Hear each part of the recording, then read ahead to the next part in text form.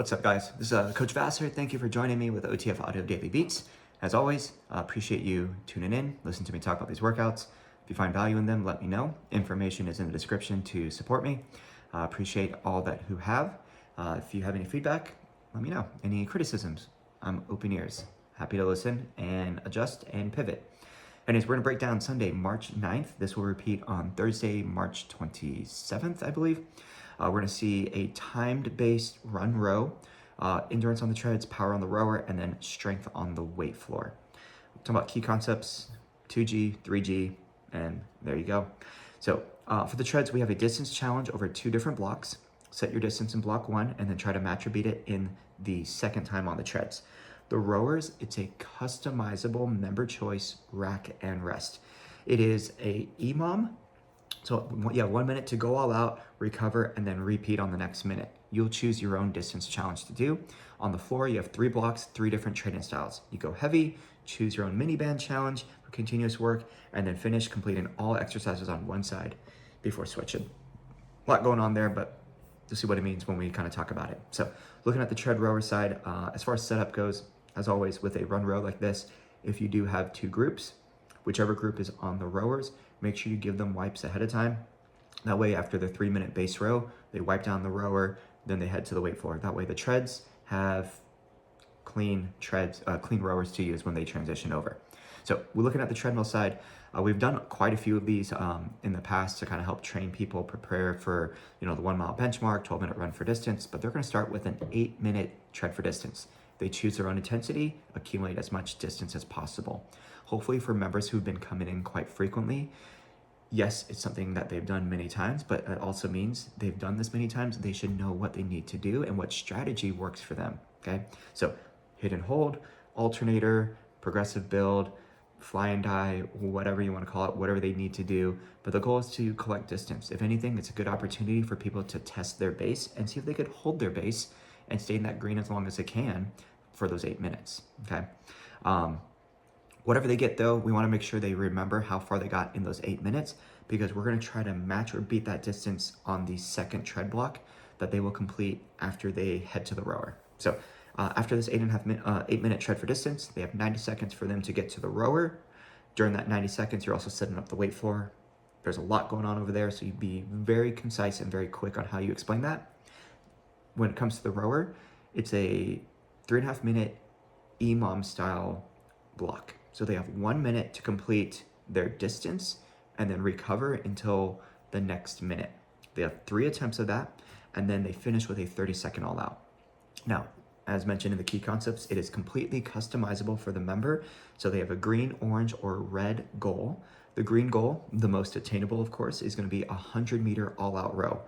Most people, it's going to take them less than 30 seconds. So, probably see around 20 seconds of work, 40 seconds of rest. Okay, if that's not too bad, they could try for 150, which is the orange challenge, and that's going to probably take some people about 35 to 40 seconds. And then the red challenge is 200 meters. Majority of people, it's going to take about 40 to 45 seconds. You might have people finishing much quicker, but just kind of be aware of that. Once they finish, rack their handles, rest, and then at the next minute, they take off again. This is one where you could have them do stored programs for the individual distances. They could reset every time. I personally, if I were to take this class, I would do a stored program, and whichever challenge I'm gonna do, I'll set that distance up. When the coach says 3, that's when I hit use, 2, 1, grip it and rip it. And then check my time, rack up my handle, hit stored program, and just leave it there. And then when the coach starts counting down again, set use, and then by the time the coach hits 1, the screen's reset. All right. They finish with a 30-second all-out row, and then that's it with the rowers. They're done. Wipe it down, head back up to the treads. Now you're gonna time them between a total of 4 rounds of a push all-out walk recovery sequence. The push will decrease, the all-out and the walk recoveries stay the same. So we are trying to match or beat the distance that they covered in block 1, but this block is 30 seconds longer. So one thing to kind of be aware of is right around the 90-second push is the halfway point in terms of work. So hopefully they are on track to are they halfway there? So 2-minute push, 30 all out, 30-second walk recovery. 90 push, this is gonna put them right at 4.5 minutes. So they are just past that halfway point. 30 all out, 30 walk recovery, 1 minute, 30, 30, 30 push, 30 all out, and then check their distance, they are done, okay? What I would suggest people doing is rather than increase the all out, think about trying to increase the push since they spend more time in their push. And that will allow them to cover more distance with those longer efforts, okay? Now, weight floor. Block 1, strength focus, 6 to 10 reps for everything. Aim to use heavy dumbbells, work and rest. We have pullovers, the bench sit up to stand, and then goblet alternating lateral shift. Very simple exercises. If the pullover, if they're not able to go overhead, my go-to is do like strap low rows if they have any lower back issues, or they could do, dumbbell low rows. Now the sit up to stand, this is where the dumbbell here, they're completely flat on the bench. They're gonna sit all the way up and then stand up and then sit all the way back down. So just be aware this is gonna be very tough on the core.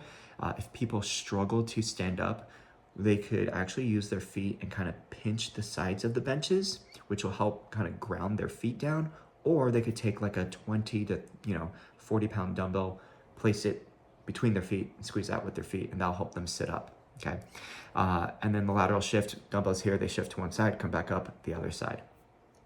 Now block 2, this is where you have to explain a lot, and it's a very short block, and you also have to explain the rowers too.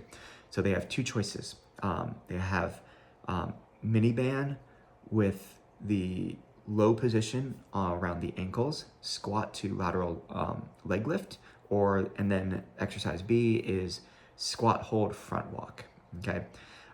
This low band position is gonna be more towards like middle to shin ankle, so just be aware of that. The other option, which is gonna be core focus, the mini band is gonna go like middle shin up to the knee, kind of in that area. They have the crunch hold in and out, so as they lift their shoulders up, feet go apart, come back in. This is a movement where slower is better, especially on the return inward. People tend to go out and come back really quick, but then they lose the resistance from the band. So after they go out, tell them, try to slow it down as much as you can. Try to do as few reps as possible, but don't stop moving. And then they will switch it up with crunch hold, alternating heel tap. And this is gonna be timed up, so every 30 seconds, they're gonna switch between their 2 different exercises of their options. And then the buyout is, whichever option or whichever movement that they wanna do 1 additional time. So the VVA is gonna be very convoluted on that one. So just be aware of that, look at it and think about how you wanna present it, either in the lobby intro or when it comes to that floor setup.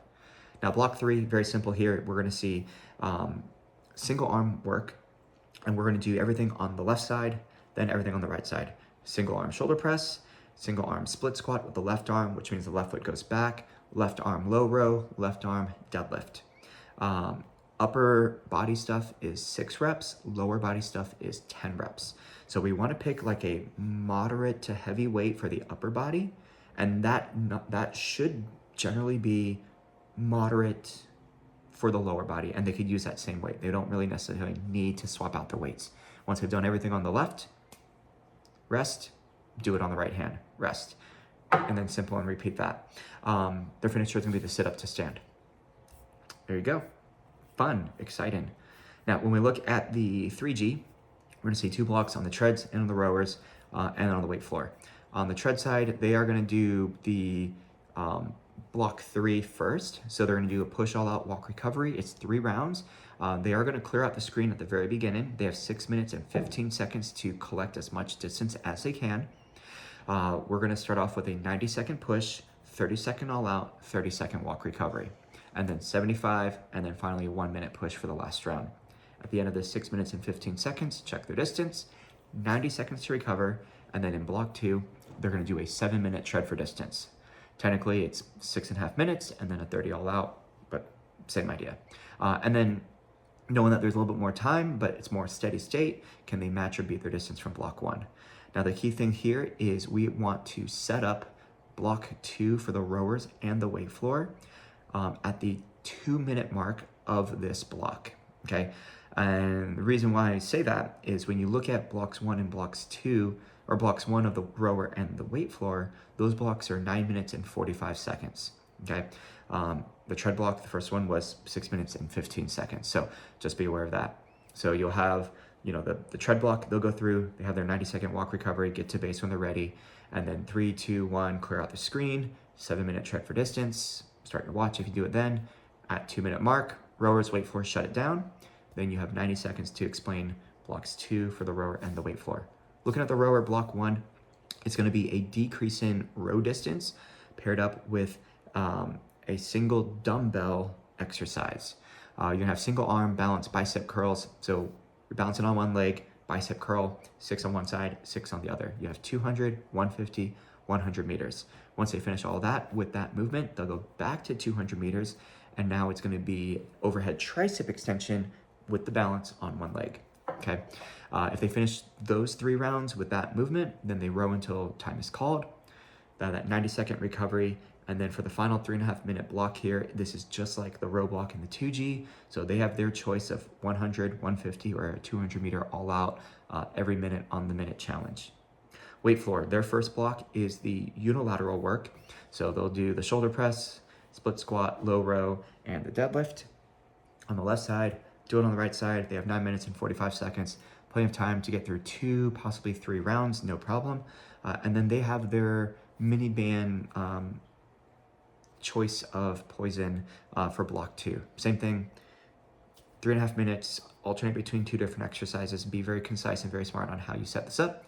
And then you just jump right into it, because at the same time, don't forget that the treadmills, they're treading for distance and they only have 7 minutes. So you are somewhat on a time crunch to make sure you get everything launched and taken over at the right time, so there's no downtime and you don't go over.